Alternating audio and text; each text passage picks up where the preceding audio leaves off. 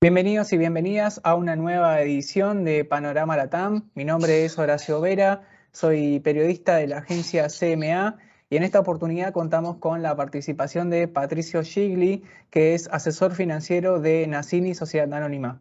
Hola Patricio, Hola Horacio, ¿qué tal? ¿Cómo estás? todo bien por suerte y me gustaría arrancar esta entrevista consultándote sobre un balance del dólar soja, este régimen que estuvo vigente durante septiembre. Em, Hay evaluaciones de analistas que observan un crecimiento de la emisión monetaria que podría decantar en más inflación. ¿Cuál es tu evaluación de este programa? Bien. Bueno, antes que nada te agradezco por invitarme a participar de este espacio. Bueno, en cuanto al dólar soja, me gustaría primero ver por qué, digamos, llegamos a esta instancia. Recordemos que el Fondo Monetario fijó determinadas metas, dentro de las cuales se incluía la acumulación de reservas netas. Em, Durante el 2021 fue bastante complicada esa acumulación de reserva por distintos motivos, en parte el aumento de los precios de la energía que Argentina importa debido al conflicto de la guerra entre Rusia y Ucrania. Em, la brecha cambiaria también hace difícil la acumulación de reserva porque desincentiva exportaciones y genera todos los incentivos justamente para importar a dólar oficial. En este sentido, recordemos que sobre fines del trimestre anterior, sobre fines de junio, se recurrió a una especie de feriado importador por unos días justamente para eh, incrementar bruscamente las reservas de esos últimos días y lograr la meta para ese trimestre que no se proyectaba cumplir las semanas previas. Si bien no se llegó, se estuvo muy cerca y el fondo aprobó la revisión. En esta ocasión llegamos a fines de agosto, muy lejos del objetivo que había que cumplir para fines de septiembre, alrededor de los 5.000 millones de dólares, con lo cual el, el- el gobierno, digamos, lo que en base a determinados cálculos, ¿no? Viendo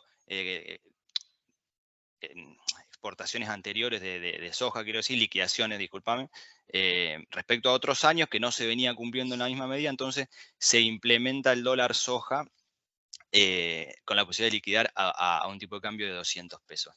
Eh, se había pensado que se iban a liquidar unos 5.000 millones de dólares, esa expectativa se superó, con lo cual se llega a cumplir la meta con el fondo para lo que es el fin de trimestre, em, lógicamente con costos altos, digamos, ¿no? Como vos lo mencionabas en tu pregunta, específicamente en términos de la emisión que generó toda esa liquidación, es decir, el Banco Central tuvo que comprar todos esos dólares que liquidaba el sector exportador y provocando una emisión muy importante, alrededor de 1,6 billions de pesos, ¿no? Parte de eso eh, se recuperó a través de la venta de dólares que le hicieron a los sectores importadores, pero aproximadamente quedó una emisión neta de 1 billion en lo que es la economía, que eso equivale aproximadamente a un 28% de la base monetaria, con lo cual em, toda esa emisión de pesos, dada una economía que viene traccionando en torno ya a los 3 dígitos anualizados en lo que hace a niveles de precios, tuvo que ser reabsorbida eh, vía LELIC y pases a través del Banco Central. O sea, básicamente lo que es la absorción monetaria, que es cuando el Banco Central saca los pesos de la calle. Eh, por supuesto que eso no es gratis, digamos, la tasa de interés que se está pagando para eso es cada vez más alta, ya hubo 9 aumentos de tasa de interés en el año y Bueno, todo eso genera una situación de deterioro en el patrimonio del Banco Central, aumentando su pasivo, que básicamente es la base monetaria, más las LELIQ y los pases, en detrimento de su activo, que son las reservas internacionales. Por otro lado, termina incorporando aproximadamente 5.000 millones de dólares en su activo, que los paga 200 pesos cuando su precio es aproximadamente 145, 150, con lo cual genera un deterioro patrimonial por esta operatoria. Lo que ocurre es que, bueno, se soluciona un problema inmediato, que era la acumulación de reservas en septiembre, y bueno, y se traslada el problema, o se generan problemas a futuro. Ujú. Y en este contexto de alta brecha cambiaria y con un riesgo de que exista una fuga de dólares ahora a 2 meses del Mundial de Fútbol de Qatar y también con distintos tipos de dólares circulando. Ahora ayer se estrenó el dólar TEC, por ejemplo, y se está demorando el dólar Qatar. ¿Vos ves que es factible una unificación del tipo de cambio o es mejor seguir desdoblándolo como está haciendo el gobierno? Bien. Esto del dólar soja, como bien comentás, deja abierta la puerta a lo que llamamos un desdoblamiento, o que distintos sectores tengan los mismos reclamos. Bueno, salió lo del dólar tecno, y también está a la puerta lo que es el dólar turismo, específicamente por todo lo que puede pasar ahora sobre fin de año. Yo creo que ambas situaciones generan su riesgo. Claramente el gobierno, dentro del gobierno hay cierta resistencia a lo que es la unificación del tipo de cambio, por el traslado a precios cada vez más rápido que se produce en Argentina. Entonces, automáticamente una devaluación del tipo de cambio oficial, digamos, general, generaría un traslado a precios que, con los altos niveles de nominalidad que está manejando hoy nuestro país, bueno, los riesgos empiezan a ser muy importantes si no lográs enmarcarlo dentro de un plan de estabilización creíble. Eh, por otro lado, el hecho de desdoblar te puede permitir ganar tiempo. No obstante, también hay un riesgo ahí con el manejo de expectativas, porque, digamos, distintos sectores pueden empezar a ver que en el futuro se les puede aplicar un tipo de cambio diferencial, y ya también empezar ese traslado a precios, con lo cual yo creo que ambos conllevan riesgos. Pienso que van a inclinarse por ir desdoblándolo por sector. Ujú. Muy bien. Y pasemos ahora por el lado de las tasas, que lo mencionaste al principio de la entrevista. Dijiste que ya el Banco Central lleva 9 subas en el año y de hecho una de las metas que tiene el gobierno argentino con el FMI es que vayan por un sendero positivo. ¿Cómo pensás que esto pueda impactar en el financiamiento de las empresas? Y te quiero preguntar también si crees que es la herramienta más eficaz para combatir la inflación. Bien. Bueno, claramente el Banco Central, y sobre todo desde el arribo de Massa en el equipo económico, digamos, fue hacia un sendero alcista de tasas de interés, a buscar lo que es una tasa real positiva, es decir, una tasa que corra por encima de los niveles de inflación. Si bien hoy, de acuerdo a cómo se tome, está más o menos en esos niveles, digamos. Ya no hay una tasa real negativa muy clara como lo había anteriormente. Digamos, hoy la economía se encuentra un poco atrapada, en el sentido de que eh, para, para poder mantener, digamos, todo lo que son las LELIQ, digamos, que su contraparte es todo los depósitos a plazo fijo, y todo el dinero de los depositantes, tenés que pagar una tasa de interés real positiva, justamente para que no te vayan a pedir esos pesos. Eso a su vez genera un problema, porque sigue incrementando los pasivos del Banco Central. Es decir, hoy el Banco Central solamente de intereses del ELIC duplica la base monetaria cada 6 meses, con lo cual es una bola que se empieza a agrandar y que se torna complicada.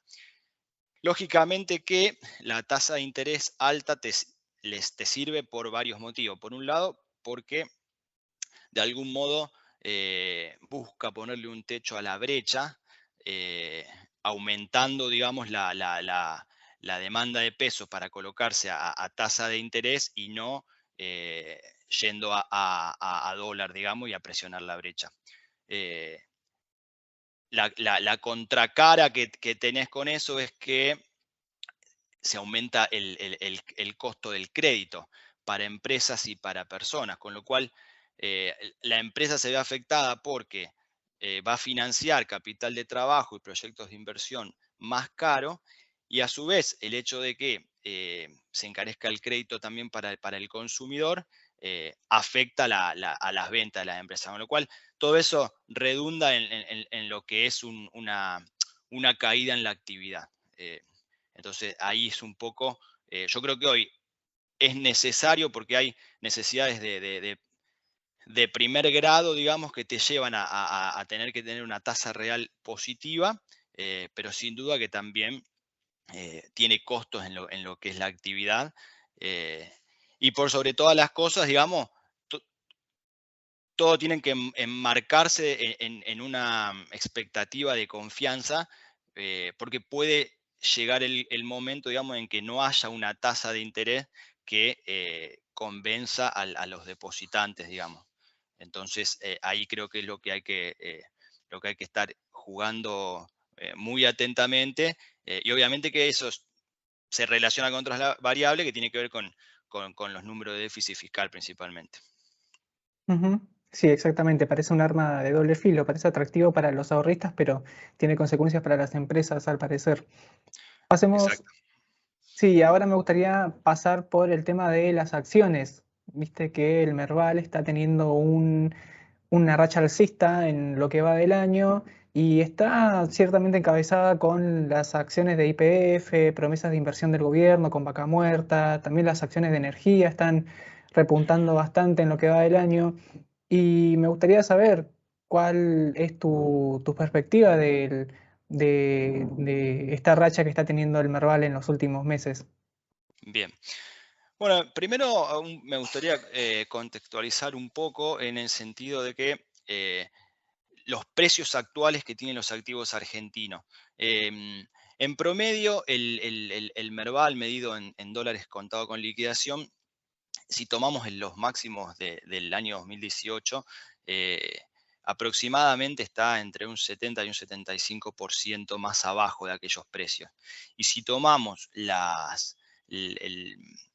digamos, el viernes previos a las PASO de 2019, estamos en un 50% más abajo, todo medido en dólares.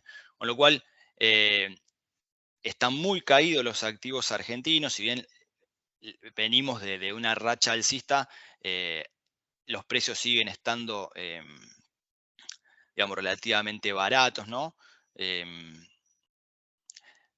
Lógicamente que hay que encuadrar esto también en un contexto internacional. O sea, en Estados Unidos digamos, no solo la Fed, sino el resto de los bancos centrales también, iniciaron ya hace un tiempo un endurecimiento monetario a través de una suba de tasas de fondos federales, y eso repercute en lo que es el valor de la renta variable.